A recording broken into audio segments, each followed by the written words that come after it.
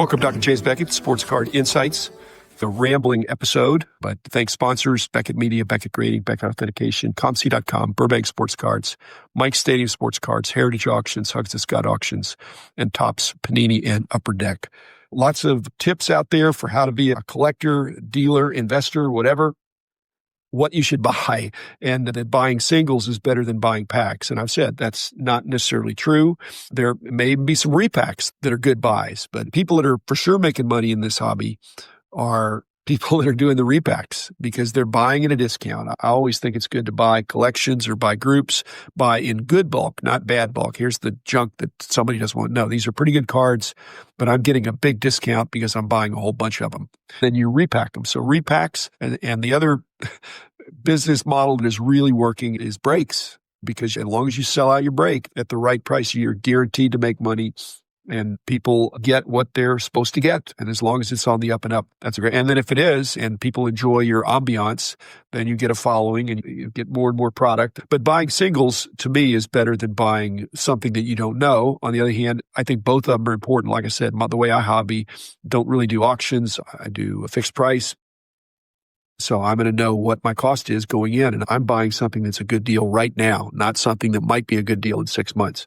I'm not waiting for it to go up. Another tip was about how you deal with young players, the rookies, the prospects. And it's not good advice to say don't buy prospects, but don't buy prospects in general. To me, the good advice is don't buy all the prospects. Even that strategy could have worked, as I mentioned, in the year 2000 with football. If you bought all the rookies and didn't try to pick out which one, you would have had Tom Brady in there. You would have paid for all your losers. But what I recommend, key thing is knowledge here, is if you know who the players are and there's 50 rookies in a product, they're not all equal. They're not all going to be equal right from the get-go. So if you do your own analysis and select a few, again, not in general, I'm not going to take them all, but I'm going to say, and maybe it's only quarterbacks. Maybe you say, I'm just going to get the quarterbacks. But even that may not be a good deal if you're overspending, if you're spending more because of the hype on somebody. On the other hand, sometimes it works, sometimes it doesn't. But I would not buy rookies across the board. But like I said, that worked. That would have worked in 03, 04 with basketball. Researching is always a part of recommended strategies for how to enjoy the hobby and profit from the hobby. But where do you do your research? And what kind of research are you doing? I think you need both. I think you need card knowledge and player knowledge. That's certainly what we did back in the day when we were trying to track prices to get some understanding of why things were going up, why things were going down, and putting an accurate price guide for what they were selling for at that particular month. Dollar cost averaging is sometimes recommended. I do not recommend that for two reasons. Number one, in a bull market, you would have rather spent your money in January than in December because the prices went up 30% this year. And so waiting to December to spread it out. Now, if you're in a bear market, then yeah, maybe you would dollar cost average of spend a little bit each month. But I'm a big fan of being opportunistic. It's the way I hobby. And so keeping some powder dry, not spending all your money. I just think you've got to be ready to pounce. If something comes up and it's a good deal, and the good deals for me usually involve some quantity. It's not just a good deal on one card. I don't expect to get much of a discount for one card. In fact, I expect to pay the prevailing rate. But with a bunch of cards, you can get a discount. And that's what the repackers are doing.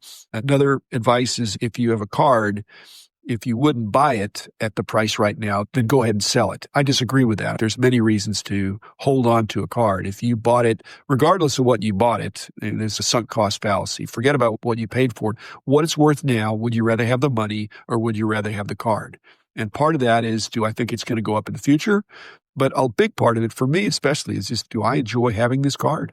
But I don't want to buy another one at that price, but I think it's a good deal for now, and I'm just going to hold on to it. So it's very price dependent. The advice of finding your lane, I did an episode that I talked about what my lane is. Again, I have a buying lane and I have a selling lane, and I'm pretty clear about that. And then the last one was about being patient.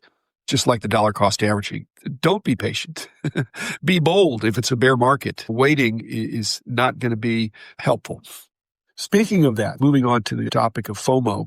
FOMO is almost exclusively talked about as I'm missing out on buying this item. And in a mixed market, which we will eventually be in, I think we're still in a bull market, FOMO can be, I'm afraid I'm going to miss out on being able to sell it at this price. So it's always based on the price. And regardless of what you bought it for, you just think it may never be this high again. We haven't had to think that way for a long time, but that could be part of the FOMO. In fact, it's the reason why stuff comes out of the woodwork is that people say, hey, if it's sold for this, it hadn't been an auction for a while. Again, auction is a lot of criticism, a lot of discussion of the shill bidding, but auctions are the chance to get above market, but also the chance for something to go too low if it's not listed right. And that's all I meant by the offensive and defensive side of any bidding. Is it below the reserves? Is it something that's going to push the price up? Again, all shill bidding is wrong, but I think people don't even agree on what shill bidding is. I'm completely against it, and yet people still think not only am I for it, but I do it, which I don't even bid, much less shill bid. The other part of FOMO for me, again, it's not just thinking I need to sell this now or I need to buy this now. That has to be a time-sensitive decision, a price-sensitive decision. But for me, there's also another aspect of learning. If I don't want to miss out on a learning experience, that's why I feel compelled to look through the full dollar boxes once I get in there, because I don't want to miss out on something that would be profitable as well as a learning experience as I'm going through that. Not usually buying things because they're going up. I just want a good deal. And if it's not a good deal right now, I don't want to get it. I don't want to think it's not a good deal now, but it's going to go up. That would not be the way I would do it.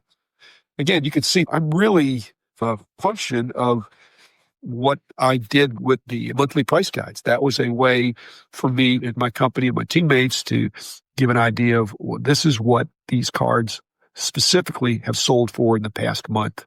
And then the next month we do it again. What's going on in the industry when the market is a bull market is you're always talking about higher and higher prices. But when the price starts coming down, then again, the FOMO of, am I holding the bag here? Is it going to go down and it's never going to come back up? We haven't had to think about that, but that actually is something. And again, vintage friends I have that have no problem with selling something they perceive as a high price right now, but they're not going to get back that exact same card. They're going to get a different version of that card, probably a lower grade, but equivalent eye appeal to what they sold. So I like that. I think that's a good strategy. But as I said, I do not trust the auction process. It has nothing to do with shill bidding. It's just that auctions are uncertain. You just don't know. It could go for a lot more. Again, the problem people have on the high end is because that involves some shill bidding, or it could go for really low. And you think, is that shill bidding as well on the defensive side? It can be.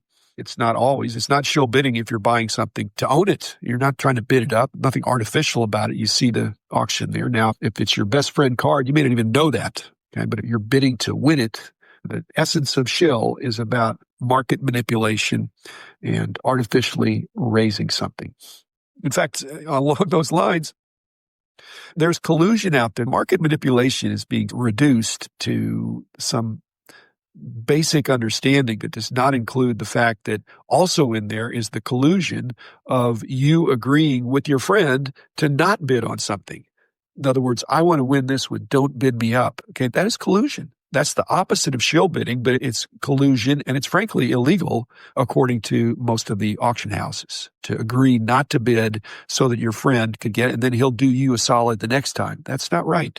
I don't know that it's illegal because somebody can't force you to do something, but if you give some inducement, hey, don't bid on this, and next time something comes up, I won't bid on it when you want it. It's a big world out there, so not everybody knows not to bid on it. But again, not right. I just want a fair, level playing field for everybody. Dave Zenzel, High Speed Card Chase, wrote in a long time ago about just mentioning not exactly this, but just talking about that he's like a stockbroker. He's an investment advisor. And he said he wishes his clients' stock market returns were only published once a month so the volatility wouldn't be so great. Again, that's the benefit that I had back in the day doing the monthly price guides, is that it was smoothed out. A lot of the ups and downs throughout the month. By the end of the month, we had to say, this is what it is now. But nowadays, people want instant access. And because of that, they can freak out. Something went up 10% from 1 week to the next, 1 day to the next, 1 hour to the next. I'm glad I'm not operating in that, because I think that, again, my cadence of doing the monthly magazines was appropriate for the time. FOMO always involves fear. It's the fear of missing out, and missing out, again, is situational. It depends on the times, the prices, all those things. But the acrostic for fear is FEAR, false evidence appearing real. Frequently, what we're afraid of is not real. Is it missing out that I'm never going to get this again? It's the only time I'll ever see it, or if it's the only time I'll see it at that price. And those are very different situations. If it's a one of one, the missing out means that you missed out and it is going to a collection. It's never coming back. If it's a one of 10 or one of 50 or one of 100 and it's a good deal and you're going to miss out at that price, but you may have another chance to get it perhaps at a higher price. The other thing that has come up, just fully rambling here, is with bats and balls and memorabilia. I think people are overpaying, and you can tell the smart auctioneers, when something is in the news, you need to put it up right then. You don't wait 5 years, because if it's a record-breaking ball or bat, there could be a new record. Usually buying at the peak of the market for memorabilia is buyer beware for sure. I'm older than most of my listeners, but if you put one ball in your right hand and one ball in your left hand and you say this was a World Series ball and this was a regular season ball, or this was the bat that somebody hit this home run with and here's the bat that he struck out with, they're going to look pretty much the same. Yet the price based on the marketing can be drastically different. Uniforms. I like going to the National and looking at the displays of the uniforms, the older uniforms especially, because they're just like handmade and more scarce. They're not making them like that. But further rambling here from George Castley, very nice email I got from him a while back, but it was about trimming cards that are like the Hostess cupcake cards. He brought an interesting thing I really hadn't thought about, is that does it matter when the card was cut from the box, like the post serial or part of the back of the box? Does it matter? And can the grading companies detect if the Hostess cards that came out in the late 70s, if you got an uncut sheet or box and you hand cut them in 2026, does that cut look different? Or you further cut to more precisely cut something? I think the graders can tell. Also, there's some ways to doctor the edges, but the edges will look different if they were cut because they won't have any grime or they will look like a fresh cut.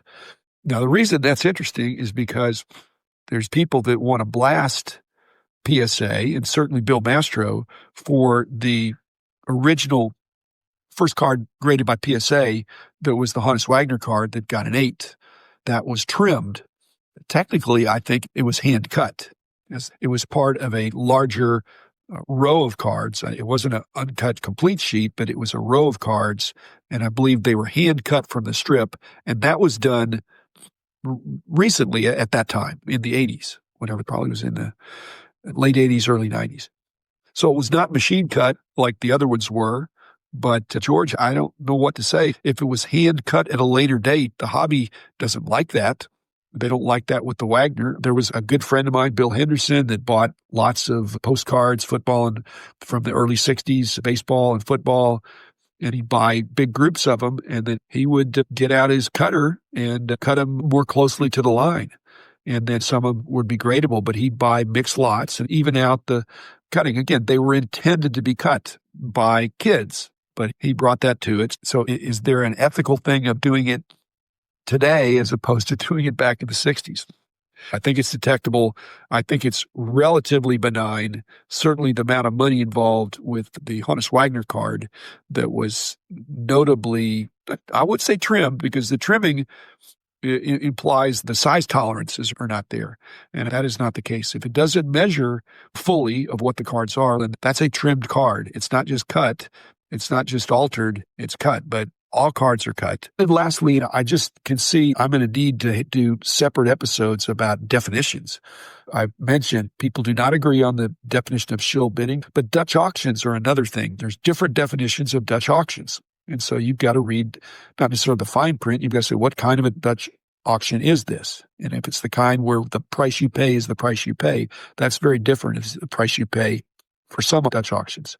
And lastly, the prediction markets are coming that I believe fanatics will be heavily involved in, that are defined not to be gambling, but you're betting on one side or the other of a proposition. So it's like a proposition bet, but it's not a bet. It's just a prediction.